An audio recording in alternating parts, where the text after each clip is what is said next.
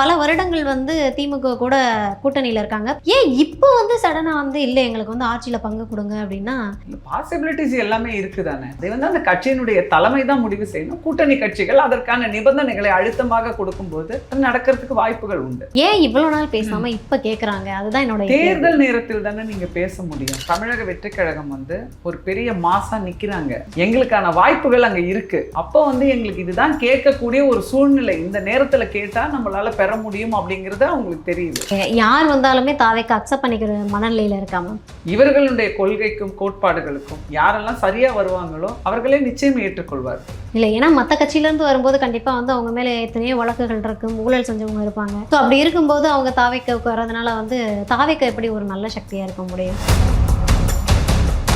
நாம் தமிழர் அப்படின்னு ஒரு கட்சி இருக்குது. திமுக விமர்சனம் செய்யறதை விட்டுட்டு அப்படியே வந்து தாவேக்க பக்கம் வந்துட்டாங்க. ஒவ்வொரு மேடையிலும் தரக்குறைவாக பேசுவதற்கு அப்படின்னே சில ஆட்கள் இருப்பாங்க. அந்த மாதிரி தரக்குறைவாக பேசுகிறவர்களை 2வது கேட்டகரி கூட கிடையாது. அவங்க கடைசி கேட்டகரியில வச்சுதான் மக்கள் பார்ப்பாங்க. இப்ப அவருடைய படத்துக்கே வாய் திறக்க மாட்டேங்கிறாரு, இன்னும் பத்திரிகையாளர்களை சந்திக்க மாட்டேங்கிறாரு. எதுவும் இப்படின்னு இப்ப ஆளும் கட்சி இருக்கிறாங்க, எதிர்கட்சி ஒருத்தவங்க இருக்காங்க. எதிர்கட்சியே நிறைய விஷயங்களுக்கு வாய் திறப்பது இல்லையே. எத்தனை போராட்டங்கள் அவங்க எடுத்திருக்கிறாங்க. இங்க எவ்வளவு விஷயங்கள் நடந்துகிட்டு இருக்குது. எதுக்குமே அவங்க பெரிய அளவு போராட்டங்கள் மக்கள் கிட்ட எடுத்துட்டே போய் சேர்க்கலையே.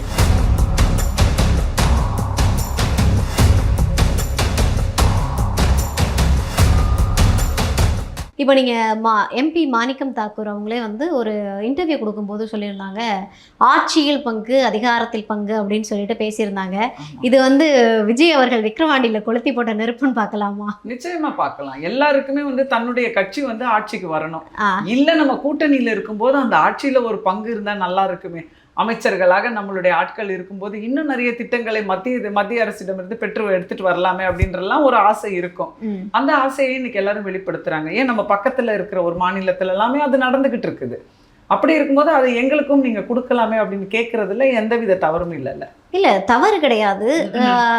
கிட்டத்தட்ட பல வருடங்கள் வந்து திமுக கூட கூட்டணியில இருக்காங்க, 10 வருடங்களாக. ஏன் இப்போ வந்து சடனா வந்து இல்லை எங்களுக்கு வந்து ஆட்சியில பங்கு கொடுங்க அப்படின்னா? இப்போ கூட்டணி கட்சிகள்ல வந்து திமுகல நிறைய கூட்டணி கட்சிகள் இருக்காங்க. சடனா உங்களுக்கு ஆட்சியில பங்கு அதிகாரத்துல பங்கு அப்படின்னா அது திமுக கொடுக்க முடியுமா? அதுக்கான பாசிபிலிட்டிஸ் இருக்கா? முதல்ல இல்ல, பாசிபிலிட்டிஸ் எல்லாமே இருக்குதானே. என் கூட நீங்க வரீங்க அப்படின்னா என்னுடைய இதுல உங்களுக்கு பங்கு கொடுக்கறதுல பாசிபிலிட்டிஸ் எப்படி இல்லாம இருக்கும்? அதை வந்து அந்த கட்சியினுடைய தலைமை தான் முடிவு செய்யணும். கூட்டணி கட்சிகள் அதற்கான நிபந்தனைகளை அழுத்தமாக கொடுக்கும்போது அது நடக்கிறதுக்கு வாய்ப்புகள் உண்டு. ஏன் இவ்வளவு நாள் பேசாம இப்ப கேக்குறாங்க? அதுதான் என்னோட தேர்தல் நேரத்தில் தானே நீங்க பேச முடியும். தேர்தல் நேரம் இல்ல மேம், 10 ஆண்டுகளா நீங்க இருக்கிறீங்க.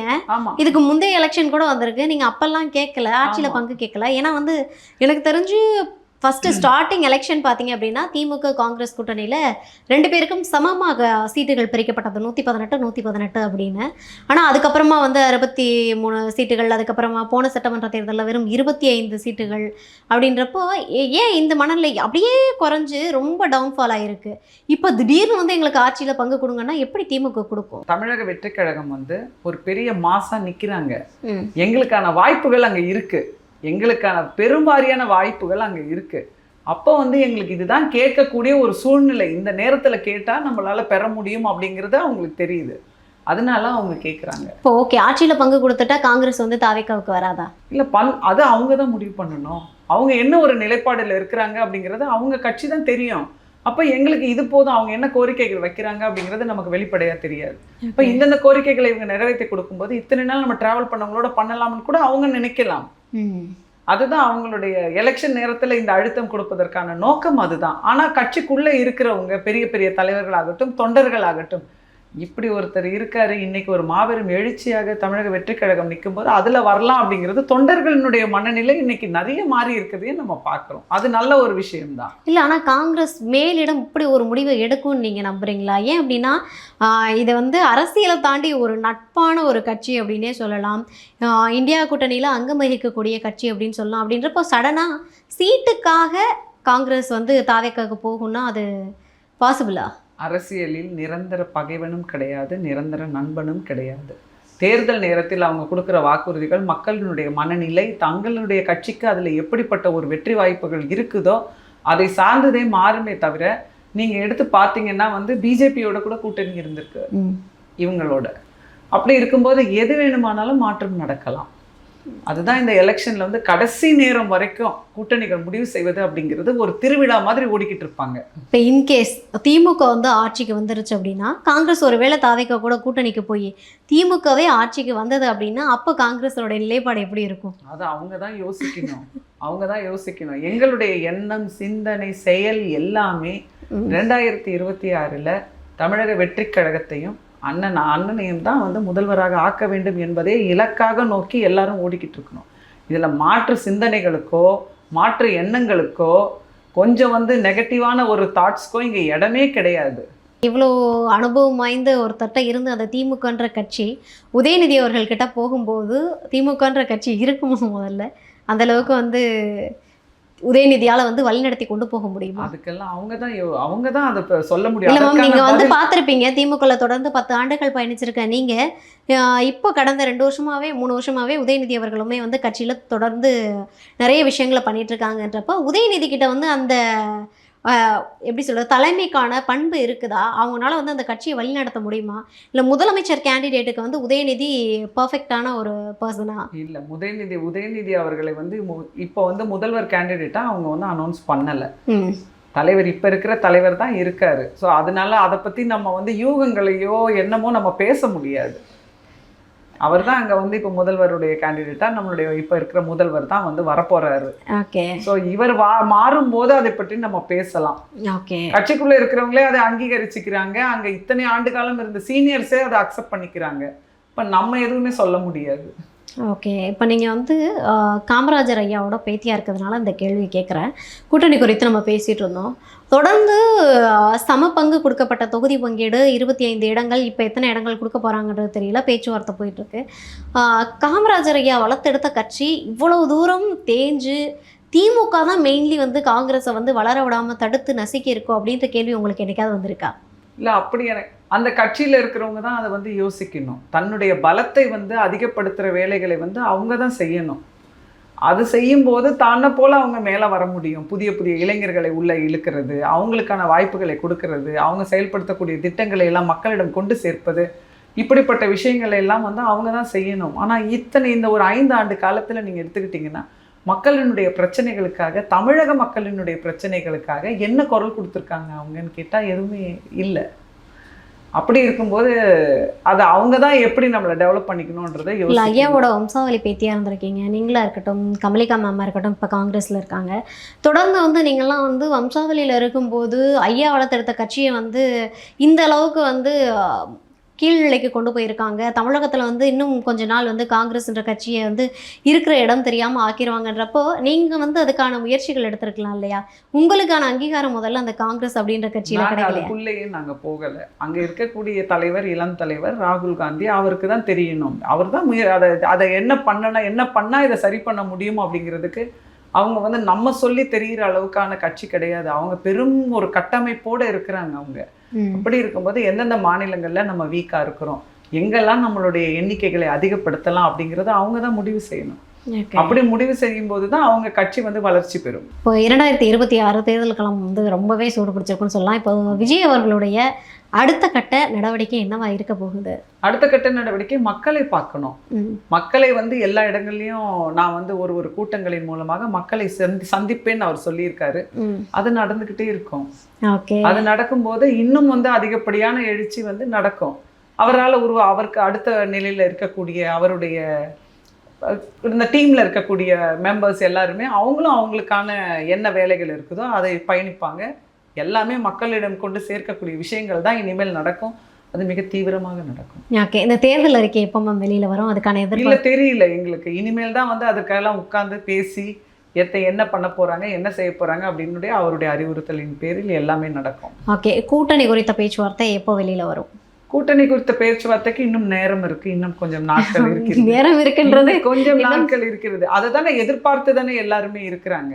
எல்லாருமே எதிர்பார்க்குறாங்க. அதெல்லாம் பேசி முடிச்சதுக்கு அப்புறம் தான் நமக்கு இப்போ நேற்று கூட வந்து நம்ம தேமுதிக அவங்களுடைய பிரேமலதா மேடம் வந்து நேற்று அனௌன்ஸ் பண்ணுறேன்னாங்க, அவங்களுமே தள்ளி வைக்கிறாங்க பார்த்தீங்களா? ஏன் அப்படின்னா இன்னும் தேமுதிக கூட யாருமே கூட்டணி பேச்சுவார்த்தை வைக்கலையோ அப்படின்ற ஒரு கேள்வி எழுது. எல்லாமே நடந்திருக்கும், நடக்காம இருக்காது, எல்லாமே நடந்துகிட்டு தான் இருக்குது. ஆனா ஒருத்தர் அனௌன்ஸ் பண்ணதுக்கு அப்புறமா இன்னொருத்தர் சொல்லலாமே, இன்னும் வேற யாராவது கூட்டணிக்குள்ள வருவாங்களோ அப்படிங்கிற ஒரு நிலைப்பாடு தான் எல்லாருக்கும் இருக்கு. இதை விட இன்னும் கொஞ்சம் பெட்டரா யாராவது நமக்கு கொடுத்தா இன்னும் நல்லா இருக்குமே அப்படிங்கிற ஒரு வாய்ப்புகளுக்காகத்தான் எல்லாருமே வெயிட் பண்ணிட்டு இருக்காங்கன்னு நினைக்கிறேன். ஓகே, இன்கேஸ் வந்து தேமுதிக, காங்கிரஸ், அதே மாதிரி இப்போ வந்து சமீப காலமாக வந்து சொல்லிட்டு இருக்காங்க டிடிவி அவர்களும் ஓபிஎஸ் அவர்களும் தாவேக்கா வருவாங்க அப்படின்னு. அவங்க 2 பேர் வரதுக்கான பாசிபிலிட்டிஸ் இருக்கா? அதை பற்றி ஏதாவது உங்களுக்கு தெரியுமா? இல்லை, வந்தால் நல்லா தான் இருக்கும். அவங்களுமே வந்து நம்ம டிடிவி அவர்கள் கூட சொல்லியிருப்பாரு, நான் அவங்க வந்து வர்றதுக்கு தயாராக தான் இருக்கிறோம் அப்படின்னு தான் ஓப்பனாகவே தான் பேசியிருப்பாரு. ஸோ அந்த மாதிரி ஒரு தலைவர்களும் வர்றதுக்கு தயாராக இருக்கிறாங்க, வரட்டும். ஓகே, இவங்க எல்லாரும் இப்போ வரும்போது அதிமுகவோட நிலை என்ன ஆகும் அப்படின்ற வரும்போது நம்ம பார்த்துக்கிடலாம். அவங்க எல்லாம் வரும்போது இங்கே நல்ல நம்மளை பலப்படுத்திக்கிறது தானே முக்கியம். நம்மளை வந்து பலப்படுத்திக்கிறதுக்கான வேலைகளில் தான் இறங்கி இருக்கிறாங்க. அவங்க என்ன ஆவாங்க அப்படிங்கிறத அவங்க தான் யோசிக்கணும். அவங்களுடைய பிரச்சனைகள், அவங்க யாரையும் அரவணைக்காம போனதினுடைய விளைவு எல்லாரும் வெளியே வராங்க. அவங்களெல்லாம் வந்து அரவணைச்சு வச்சுக்கிறத பற்றி அவங்க தான் யோசிக்கணும்.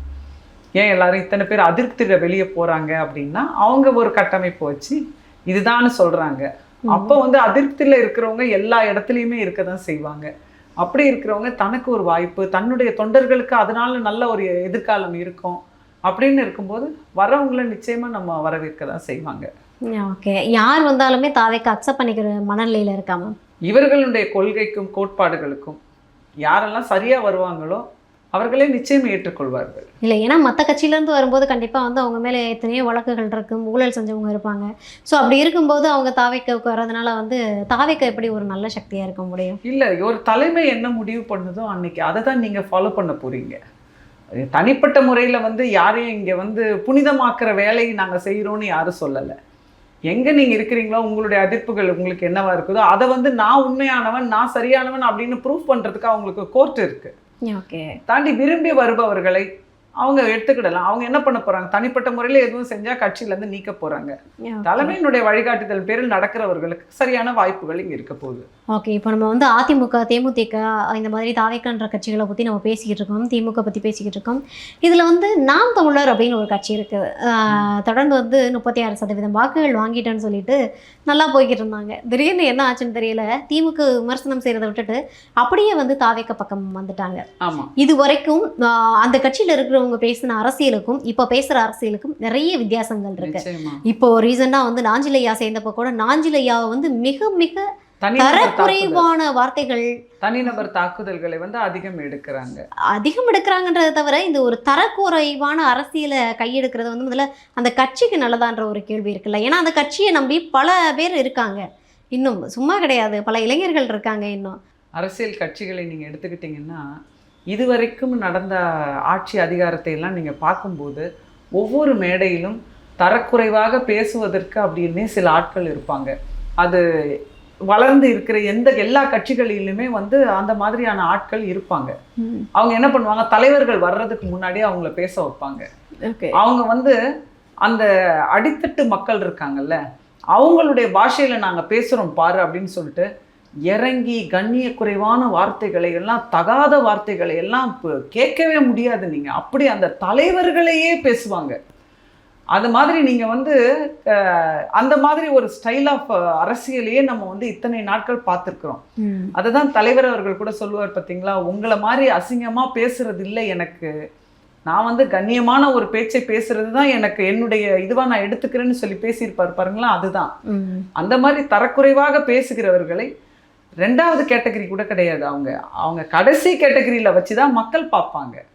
இப்படி பேசுறவங்களுக்கு என்னைக்காவது பெருமை இருந்திருக்கிறதா, அப்படி பேசுபவர்கள் என்னைக்காவது வந்து பெரிய பெரிய அமைச்சர் பெருமக்களாக உட்கார்ந்து இருக்கிறாங்களான்னா கிடையாது. அதே சாட்டை துரைமுருகன் அவர்களுடைய விமர்சனங்கள்லாம் வந்து தொடர்ந்து விஜய் மேல மட்டுமே இருக்குதோ அப்படின்னு இருக்கு. ஏன்னா நீங்கள் பார்த்துருப்பீங்கன்னு நினைக்கிறேன், அவங்களுடைய யூடியூப் சேனலில் தொடர்ந்து விஜய் மீதான தாக்குதலும், விஜய் கட்சியில் புதுசாக சேர்றவங்க மீதான தாக்குதலும் தான் வந்து கடுமையாக இருக்குது. கிராமத்தில் ஒரு பழமொழி சொல்லுவாங்க, காய்த்த மரம் தான் கல்லடி படும் அப்படின்ட்டு. புரியுதுங்களா? யார் மிகப்பெரிய வெற்றியை விட அப்படியே பார்க்குறாங்களோ, வளர்ந்து வர்றதை பார்க்குறாங்களோ, யாருடைய வளர்ச்சியின் மீது அதிக பொறாமை இருக்கிறதோ அவர்களை தான் அதிகமாக விமர்சனங்கள் செய்வார்கள், தவறான கருத்துக்களை அவங்க மேலே பரப்புவாங்க. அந்த மாதிரி அவருடைய வளர்ச்சி பல பேருக்கு வந்து ஒரு பெரிய காழ்ப்புணர்ச்சியை ஏற்படுத்தி இருக்கிறது. அதில் அவர்களும் ஒருவராக இருப்பார்கள்.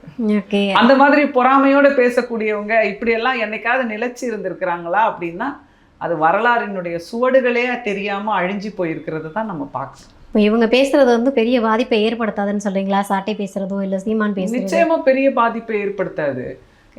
விஜயனா அவங்களுடைய தொண்டர்களையும் ரசிகர்களையும் நீங்க பார்க்கும்போது அவர்கள் வந்து எதை பத்தியுமே எங்களுக்கு கவலை கிடையாது, அண்ணனே முதல்வரை ஆக்குவதாவது தான், அது மட்டும்தான் எங்களுடைய லட்சியம்னு இருக்கும்போது இது மாதிரி பேசுபவர்கள் வந்து அவர்களுடைய வளர்ச்சியை மேலும் தடுத்து கொள்கிறார்கள் அப்படின்னு தான் நான் சொல்றேன். ஓகே, நீங்கள் முதல்ல வந்து தவைக்கலை போய் ஜாயின் பண்ணும்போது விஜய் அவர்கள் வந்து உங்களுக்கு கொடுத்த இன்ஸ்ட்ரக்ஷன் என்ன? அண்ணன் வந்து வாழ்த்துக்களை சொன்னார். முதல்ல வாழ்த்துக்களை சொன்னாங்க, பயணியுங்கள், நிச்சயமா உங்களுக்கு வந்து நல்லது நாங்க பண்ணுவோம் அப்படின்னு சொல்லியிருந்தாங்க. ஓகே, ஆமா. இனிமேல் தான் இன்ஸ்ட்ரக்ஷன்ஸ் எல்லாம் வரும், இப்போதான் உள்ள போயிருக்கிறோம். இனிமேல் தான் ஒரு யாருக்கு என்ன பொறுப்புகள் கொடுக்கணுமோ அதுக்கேற்ற மாதிரி கொடுத்து எங்களுடைய வேலைகளை துரிதப்படுத்துவாங்க. ஏன்னா நேரம் ரொம்ப கம்மியாக இருக்கிறதுனால. ஓகே, தொடர்ந்து வந்து இப்போ நம்ம நிறைய அரசியல் சார்ந்து பேசிட்டோம். இப்போ தமிழ்நாட்டில் இருக்கக்கூடிய மிகப்பெரிய பிரச்சனை அப்படின்னு பார்த்தீங்கன்னா ஜனநாயகன் பட ரிலீஸ் தான். வேண்டுமென்றே அரசியல் ஆக்கப்படுகிறதா இந்த படம் அப்படின்ற ஒரு கேள்வி வருது. ஏன்னா வந்து நிறைய அரசியல் கருத்துக்கள் தான் அதில் பேசப்பட்டிருக்கு. அப்படின்றப்ப இந்த படத்தை முடக்கிறதுக்கான வேலையை வந்து ஏன் பார்க்கணும்? நீங்களே சொல்லிட்டீங்கல்ல, அரசியல் பேசப்படுது, அதில் அவருடைய கடைசி படம்னு சொல்கிறாங்க. அப்போ வந்து அதை வந்து நாங்கள் ஒரு விழாவாக கொண்டாடுறதுக்கு இன்றைக்கி வந்து தயாராக இருக்கிறாங்க எல்லாரும். அப்படி இருக்கும்போது இதை முடக்குவது தானே இந்த நேரத்தில் சரியாக இருக்கும். இன்றைக்கி வந்து வேறு ஏதாவது எழுச்சியான வசனங்கள் பேசி அது மக்களை வந்து அவரை பிடிக்காதவங்களுக்கு கூட இன்னும் பிடிச்சிருச்சுன்னா அந்த ஒரு பயத்தினால தான் எத்தனை படங்கள் வருது. எவ்வளோ அந்த மிலிட்ரியை பற்றியெல்லாம் சொல்கிறாங்க, எத்தனை மிலிட்ரி சார்ந்தது, காஷ்மீர் சார்ந்து, அந்த பாகிஸ்தான் பிரிவினைகளை சார்ந்து எத்தனை படங்கள், மிலிட்ரி கேம்பே போட்டு அங்கே இருக்கிற ஜென்ரலுடைய அவங்க ட்ரெஸ்ஸையே போட்டு தான் எத்தனை படங்கள் நம்ம பார்த்துருக்குறோம். முடக்க பார்க்குதுன்னு தொடர்ந்து தாவேக்கல்ல இருந்து நிறைய விமர்சனங்கள் வரதை பார்க்குது. இந்த படத்தை முடக்கிறதுக்கான வேலையை யாரு பார்க்குறான்னு நீங்கள் நினைக்கிறீங்க? அவர் தொற்றுக்கிறது ரெண்டுமே வந்து என்னுடைய கொள்கை எதிரி, அரசியல் எதிரி அப்படிங்கிறது ரெண்டு பேருமே இன்னைக்கு வந்து ஆளும் கட்சியில் இருக்கக்கூடியவங்க. அவங்களுடைய கையில தான் ஆட்சியும் அதிகாரமும் காவல்துறையும் எல்லாமுமே இருக்கு. அப்படி இருக்கும்போது யார் எதிர்ப்பாங்க அப்படிங்கிறது உங்களுக்கு இல்லை. தொடர்ந்து திமுகன்னு ஒரு தரப்பு பேசுது, திமுகவுக்கு இதுக்கு எந்த சம்மந்தமே இல்லையே, சென்சார் போர்டு வந்து மத்திய அரசு கிட்ட இருக்குது, மத்திய அரசு வந்து அமித்ஷா அவர்களுடைய கட்டுப்பாட்டில் தான் வந்து தொழில்நுட்பம் இருக்குது, தொழில்நுட்பத்துறை, மத்திய தொழில்நுட்பத்துறை. அவன் வந்து ஸ்ட்ரைட்டாக தாக்கலாமே, இல்லை பாஜக தான் வந்து இந்த மாதிரி பண்ணுது வேலையை அப்படின்னு. இன்னைக்கு சினிமாவினுடைய பெரும்பான்மையான ஒரு இடத்தை யார் வச்சிருக்கிறாங்க அப்படின்னா இன்னைக்கு ஆளும் திமுகவினுடைய அவங்களுக்கு சார்ந்த நிறுவனங்கள் தான் வந்து இன்னைக்கு சினிமாவிலேயே பெரும் பங்கு வகிக்கிறாங்க. அது வந்து ப்ரொடக்ஷன் கம்பெனிஸ் ஆகட்டும் எல்லாமே நீங்கள் பார்க்கலாம். அப்படி இருக்கும்போது மக்கள் விமர்சனத்தை வைக்கிறாங்க. இதிலிருந்து யார் என்ன அப்படிங்கிறதெல்லாம் நமக்கு கூடிய விரைவில் தெரிய வரும். இதை தாண்டி மிக பிரம்மாண்டமான வெற்றி, அதாவது நேற்று வெளியிருந்தது ஆயிருந்தா கூட ஒரு வெற்றி கிடைக்கும். இனி வரப்போகுது வர்றது வந்து மிக பிரம்மாண்டமான வெற்றி அந்த படத்துக்கும் தலைவர் அண்ணன் விஜய் அவர்களுக்கும் அது நிச்சயமா கொடுக்கும். எதிர்பார்ப்பு அதிகமாகுது பார்த்தீங்களா? இல்லை, இதுக்கு வந்து இன்னொரு ஒரு அரசியல் இருக்கதா பேசப்படுறது என்ன அப்படின்னா விஜய் அவர்களும் பாஜகவும் சேர்ந்து செய்யக்கூடிய ஒரு சதி வேலை அப்படின்னு. ஏன் அப்படின்னா இல்லை நான் வந்து படத்தை முடக்கிற மாதிரி முடக்கிறேன், இதை வந்து நீ வச்சு தமிழ்நாட்டில் அரசியல் பண்ணிக்கோ அப்படின்ற ஒரு அரசியல் பார்வையும் இருக்குதே. அப்படி அரசியல் பண்ண வேண்டிய அவசியமே கிடையாது. அப்படி இல்லை, இப்போ நீங்களே சொன்னீங்க ஒரு விஷயம், இது 9ஆம் தேதியே ரிலீஸ் ஆயிருந்தா ஜஸ்ட் லைக் தட் விஜயோட கடைசி படமா இருந்திருக்கும். இப்ப முடக்கப்படுறதுனால, இப்ப பேசப்படுறதுனால நிறைய பேருடைய பார்வை வந்து விஜய் மேல விழுகுது இல்லையா? சோ இதுக்கான இந்த ஒரு இடத்துக்கு வந்து விஜய் அவர்கள் வந்து இந்த படத்தை முடக்கிறதுக்கான வாய்ப்பை ஏன் பார்த்துருக்க கூடாது? அரசியல் வந்து இவங்க யார் என்ன வேணாலும் பேசலாம், உறுதிப்பாடு எப்படிங்கிறதுன்னு நமக்கு தெரியாது. இதில் வந்து இன்றைக்கி ஒரு படம் வெளியே வருது, இதில் எத்தனையோ ப்ரொடியூசர்ஸ் இருக்கிறாங்க, எவ்வளோ பேர் பல கோடி பணம் போட்டிருக்காங்க, எத்தனையோ பேர் தன்னுடைய வாழ்க்கையை இதில் இந்த படத்தில் வந்து முதலீடு பண்ணியிருக்கிறாங்க. அவங்களுடைய மனநிலை எப்படியாவது வந்துடாதான்ற தவிப்புகள் தான் இங்கே இருக்குதே தவிர இதை வச்சு இந்த நேரத்தில் கேம் ப்ளே பண்ணுவாங்க, அரசியல் பண்ணிக்கிட்டு உட்கார்ந்துருப்பாங்க அப்படிங்கிறதெல்லாம் எனக்கு நினைக்க தோணலை. உண்மையும் அதுதான். திட்டமிட்டு செய்கிறாங்க அப்படிங்கிறது எல்லாருக்குமே ஓரளவு தெரியுது. அதையும் தாண்டி வந்து அவங்க அப்புறம் எப்படி நான் ஒத்துக்கிட முடியுமா?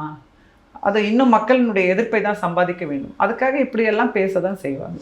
ஏன் வந்து விஜய் அவர்கள் தொடர்ந்து வந்து இல்லை என்னோட படம் வந்து வெளியில் வரல, இதுக்கு பின்னாடி வந்து ஒரு அரசியல் சதி நடக்குது அப்படின்றத விஜய் அவர்கள் ஏன் வந்து வாய் திறந்து பேச மாட்டுறாங்க? இல்லை, அது வந்து இந்த நேரத்தில் பேசக்கூடாது. அது வந்து அதான் நான் சொன்னேன் பார்த்தீங்களா, இந்த படம் சார்ந்த அதனுடைய முதலீட்டார்கள் பல பேருடைய வாழ்க்கை அதுல நிக்குது. ஏதாவது அவர் என்ன பேசினாலும் இன்னைக்கு கான்ட்ரவர்சி ஆக்குறதுக்கு ஒரு கும்பல் ராவும் பகலும் பல கோடி ரூபாய்களை இறைத்து அவர் பேசுறதை வந்து தவறான நோக்கத்துக்கு கொண்டு செல்லணும்னு தயாராக இருக்கிறார்கள். இந்த நேரத்துல அமைதியை காத்து நம்மளுடைய படம் வெளியே வரணும், இதுல பல பேருடைய வாழ்க்கையும் அதுல வெற்றி அடையணும் அப்படிங்கிறதுனால அவர் அமைதியாக இருக்கு. இல்ல முக்கியமான பிரச்சனைகளுக்கெல்லாமே வந்து விஜய் அவர்கள் வந்து வாய் திறக்க மாட்டாரு. திருப்பரங்குன்றம் இஷ்யூக்கே வாய் திறக்கல, இப்ப அவருடைய படத்துக்கே வாய் திறக்க மாட்டேங்கிறாரு, இன்னும் பத்திரிகையாளர்களை சந்திக்க மாட்டேங்கிறாரு. எதுவும் இப்படின்னு இப்ப ஆளும் கட்சி இருக்கிறாங்க, எதிர்கட்சி ஒருத்தவங்க இருக்காங்க. எதிர்கட்சியே நிறைய விஷயங்களுக்கு வாய் திறப்பது இல்லையே. எத்தனை போராட்டங்கள் அவங்க எடுத்திருக்கிறாங்க, இங்க எவ்வளவு விஷயங்கள் நடந்துகிட்டு இருக்குது. எதுக்குமே அவங்க பெரிய அளவு போராட்டங்கள் மக்கள் கிட்ட எடுத்துட்டே போய் சேர்க்கலையே. அப்பெல்லாம் அமைதியா தானே இருக்காங்க. அப்போ இன்னைக்கு புதுசா கட்சி தொடங்கினவர் எந்த விதத்துல அவர் தன்னுடைய கருத்துக்களை சொல்ல முடியும்? நான் சொன்னேன் பார்த்தீங்களா, அவர் பேசுறது எல்லாம் கான்ட்ரவர்சி ஆக்குறதுக்காக மிகப்பெரிய கும்பல் தீவிரமாக வேலை செய்து கொண்டிருக்கிறது. இந்த எலெக்ஷன் நேரத்தில் அவர் நல்ல விஷயங்களை பேசினா கூட அதை திரித்து சொல்வதற்கு தயாராக இருக்கிறார்கள். அப்போ மக்களிடம் பேசுறேன்னா, கூட்டத்துல பேசுறேன்னா என் கருத்துக்களை சொல்லிட்டு நான் போயிட்டே இருக்கேன். எத்தனை பேர் இன்னைக்கு உட்காந்து ப்ரெஸ் மீட்ல உட்காந்து பேசிட்டு இருக்கிறாங்க. சரி, இது ஏன் செய்யலை அப்படின்னு கேட்டாலே எழுந்திரிச்சு ஓடிடுறாங்க. வாய்க்கு வந்ததே பேசுகிறார்கள் இன்னைக்கு அமைச்சர்கள் மக்கள் கிட்டேயே. அதெல்லாமும் நம்ம பார்த்துட்டு இருக்கிறோம். அப்படி இருக்கும்போது என்ன பேசணுமோ, எந்த நேரம் பேசணுமோ அதற்கான பதில் நிச்சயமா கொடுப்பாங்க. இப்போ லாஸ்ட் என்னோட ஒரே ஒரு கொஸ்டின் மேம், இப்போ இன்கேஸ் வந்து தாவேகா வந்து ஆட்சி அமைக்கலை, இதுதான் வந்து கடைசி தேர்தலை சந்திக்கக்கூடிய ஒரு சூழலாக இருக்குமா, இல்லை இதில் நாங்கள் வந்து விட்டுட்டாலுமே அடுத்த தேர்தலை தொடர்ந்து நாங்கள் சந்திச்சுக்கிட்டே இருப்போம் அப்படின்ற ஒரு மனநிலையில் இருக்கீங்களா? நிச்சயமா கிடையாது. உங்களுடைய கேள்வியே மிகவும் தவறானது. அதை நான் கண்டனமே தெரிவிக்கிறேன். ஏன்னா தொடர்ந்து நிறைய பேரை பார்த்தீங்க அப்படின்னா தாவேகா வந்து இந்த தேர்தலோட காணாம போயிடும், தாவேகா இந்த தேர்தலோட காணாம போயிடும், இப்படிதான் தொடர்ந்து பேசிட்டு வராங்க. பொறாமை பிடித்தவர்களும் ஆட்சியில் அவர் வந்துடக்கூடாது, அவருடைய மக்கள் பலத்தை பார்த்து மிக தவறாக எடை போட்டவங்களும் பயந்தவங்களும் தான் இந்த பேச்சை பேசிட்டு இருக்காங்களே தவிர, நிச்சயமாக முதல்வராக தமிழகத்தில் அவர் அமர்வார். நல்ல ஒரு முதல்வரை இந்த தமிழகம் மீண்டும் ஒரு முறை பார்க்க போகிறது. அதற்கு விஜய் அவர்களும் அவர்களுடைய இருக்கக்கூடிய அந்த மக்கள் மாபெரும் சக்தியும் சேர்ந்து அவரை மேலான இடத்தில் உட்கார வைக்கும். அதில் எந்த டவுட்டுமே தேவையில்லை. அவர் இப்படி வந்துடுவார், படத்தில் நடிச்சிருவார், இதோட போயிடுவார், இதோட முடிச்சிருவார் அப்படிங்கிறதுக்கு எல்லாம் வர தேர்தல்களும் அவர் இன்னும் எத்தனை ஆண்டு காலம் மக்களோட பயணிப்பார் அப்படிங்கிறதையும் நீங்கள் எல்லாரும் பார்க்க தான் போகிறீங்க. நம்ம இன்னும் நிறைய அதை பற்றி பேச தான் போகிறோம். கண்டிப்பாக மேம். அடுத்து விஜய் அவர்களுடைய மூவ் என்னவா இருக்க போகுது? நீங்கள் வந்து தேர்தல் அறிக்கை குழுவில் இடம் பெற்றிருக்கிறதுனால உங்ககிட்ட இருந்து நாங்கள் நிறைய விஷயத்த வந்து எக்ஸ்பெக்ட் பண்ணுறோம். மக்களுக்கு தேவையான நிறைய விஷயங்களை நீங்கள் எடுத்து கொடுப்பீங்க அப்படின்னு சொல்லிட்டு நம்புகிறேன். கண்டிப்பாக தேர்தல் அறிக்கை வெளியான உடனேயும் சரி, அதுக்கு முன்னதாகவும் சரி, நிறைய நேர்காணல் உங்களை சந்திச்சு நிறைய விஷயங்களை கேட்டு தெரிஞ்சுக்கிறேன். நன்றி மேம். கோட்டையில் தமிழக வெற்றிக் கழகத்தினுடைய கொடி பறக்கும் அப்படிங்கிறது லட்சியம். வெற்றி நிச்சயம். நன்றி. நன்றி மேம்.